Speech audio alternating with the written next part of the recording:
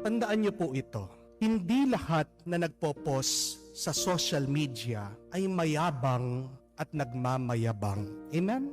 Hindi lahat na nagpo-post sa Facebook, sa Instagram, sa kanilang social media ay mayabang at nagmamayabang. Kung nagpo-post siya tungkol sa bakasyon nila o kaya naman nagpo-post doon sa mga nagbigay ng regalo sa kanya, kung nag-post siya tungkol sa katatapos pa lang na bahay niya, o kaya naman pumasa siya para sa pag-abroad, pumasa sa board exam, o pinost niya yung kanyang bagong sasakyan, bagong motor o bagong bisikleta, kahit ano man yan, please, wag mong isipin na ang taong yan ay mayabang. Sana maging masaya ka para sa kanila. Sana i-affirm mo yung ibang tao doon sa saya nila. Sana mag-compliment ka naman sa mga nagtatagumpay sa buhay. Amen?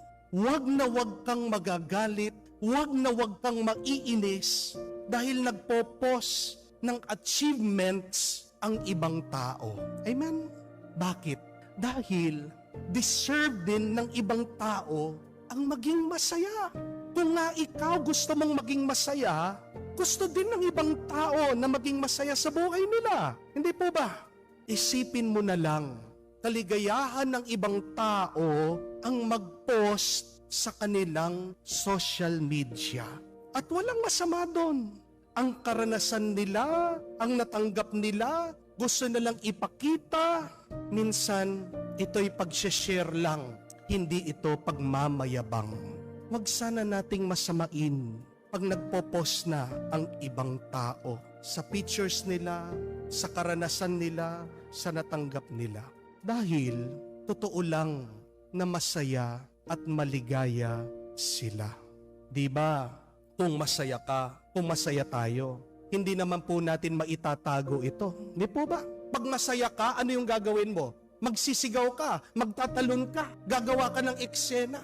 Meron bang masaya na tahimik lang? Sino yung mga tahimik lang? Yung mga umiiyak, yung mga malungkot.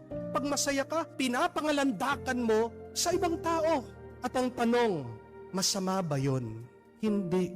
Ganyan ang ginagawa ng mga tao sa social media. Ngayon,